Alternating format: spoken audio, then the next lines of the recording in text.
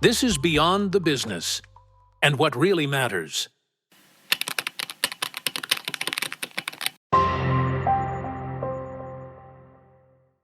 Why does critical infrastructure almost never go dark? It does not survive because it is strong. It survives because it is protected from failure. The same power grid feeds homes, offices, hospitals, control centers, and emergency services. The network is the same.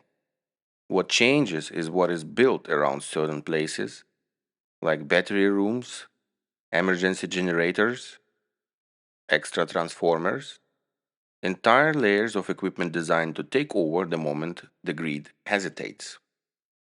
This is what critical infrastructure looks like in real life. Not a separate network, but an ordinary one surrounded by protection. Not because failure is rare, but because it is expected. This episode is about that reality, about a system that no longer relies on reliability, but on a backup. What makes this moment difficult to notice is that nothing dramatic seems to be happening. There is no single failure, no collapse, no clear breaking point. What changes instead is the amount of protection built around the system. Backup used to be rare, something added only when failure was unthinkable. Today, backup is everywhere, and its growth tells us more about the state of the system than any outage ever could. The number of battery rooms, emergency generators, secondary transformers, and redundant feeds keeps increasing and increasing. Not because we suddenly became more cautious, but because the underlying network is being asked to carry more than it was ever designed for. This is not an upgrade, it is a compensation. You can see it clearly in all the megacities with dense infrastructure and limited space. Take a place like New York. The electrical grid there is one of the oldest still operating at scale. Replacing it fully would require opening streets, shutting down entire blocks, and interrupting services millions of people rely on every day. That kind of disruption is almost impossible to accept politically or socially. So instead, the city surrounds critical buildings with layers of backup.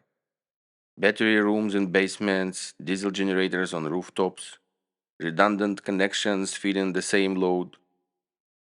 Over the time, backup stops being an exception and becomes part of the urban landscape.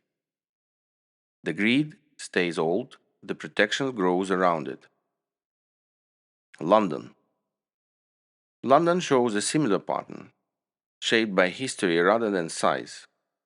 Much of the distribution network dates back to the post war period, built for a city that consumed far less electricity than it does today. Modern digital demand, healthcare systems, transport control, and security infrastructure were added on top of that foundation. But the foundation itself was never redesigned, so every critical site gets its own protection.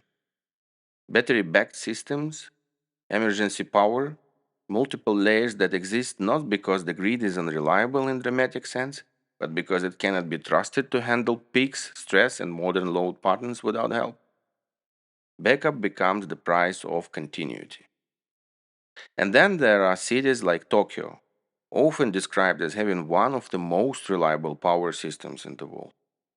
Even there, backup has become standard, not because the grid fails often, but because the tolerance for interruption has dropped to almost zero.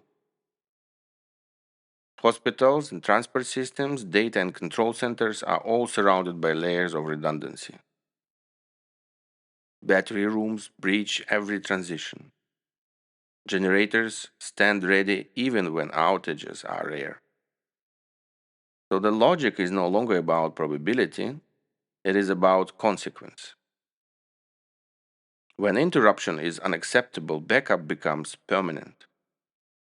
These examples look different on the surface, but the pattern underneath is the same.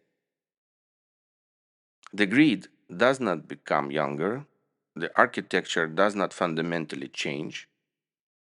What grows instead is the amount of equipment designed to catch the system when it hesitates.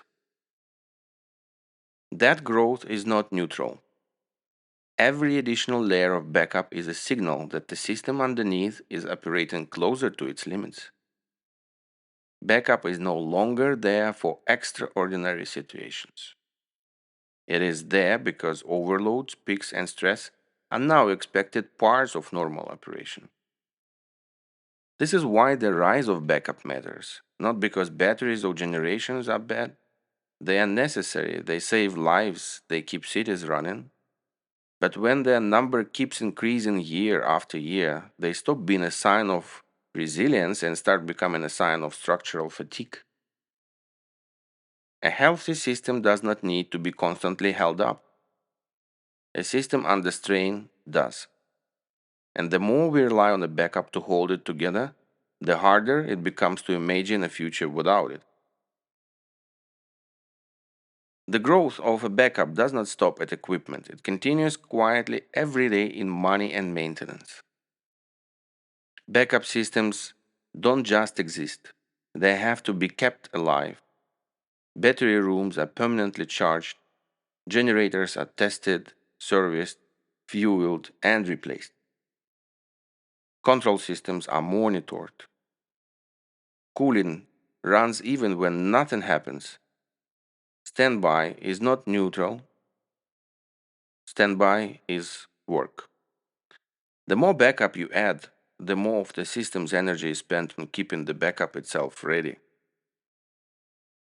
Not on hospitals, transport, or public services, but on the infrastructure that exists to protect infrastructure. This cost does not appear as a single decision or a single bill. It spreads across budgets, tariffs, and operating expenses. Small enough to pass unnoticed, constant enough to never disappear. This is where compensation becomes expensive. Instead of investing once in a network that can carry modern loads efficiently, society pays continuously to keep an old one from falling behind. Maintenance replaces redesign, testing replaces rebuilding, redundancy replaces architecture. The system keeps running, but at growing cost. And this cost grows in more than one way. Every additional transformer introduces losses.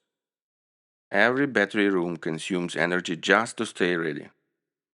Every conversation, every layer of protection, every parallel path turns part of the electricity into heat before it ever reaches a user.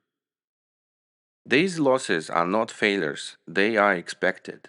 They are built into the system, and they grow as the system becomes more complex. This is the quiet paradox of modern critical infrastructure. Compensation of outdated architecture makes the system less energy efficient even when it looks more reliable. What appears as a resilience from the outside is often increased internal friction. More components, more interfaces, more points where energy is transformed, buffered, cooled, and lost. And the system spends more effort stabilizing itself before it can serve anyone else. Over the time, this changes what electricity is actually used for. Critical infrastructure today consumes more and more energy not to serve society, but to compensate for its own complexity. That energy is not free, it has already been generated, it has already passed through the grid, it has already been paid for, and because these losses are systemic, they are socialized. They don't belong to one building or one institution. They belong to everyone. This is why electricity bills keep rising even where generation becomes cheaper. People are not only paying for power, they are paying for maintenance, readiness, and losses inside the system that is held together by layers of compensation. Backup does not reduce costs, it shifts them from visible failure to invisible operation. The system doesn't collapse, it becomes heavier to carry, and at this point, the pattern becomes hard to ignore.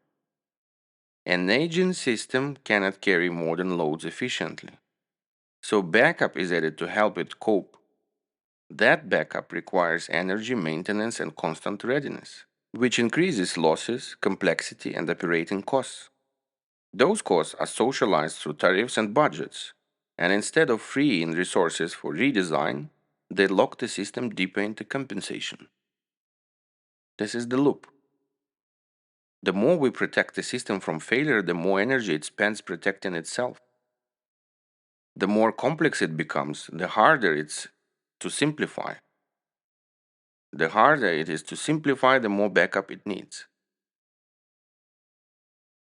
Nothing breaks, nothing collapses, everything works, just with more friction every year. This is why critical infrastructure rarely reaches a moment of decision. There is no clear crisis that forces change.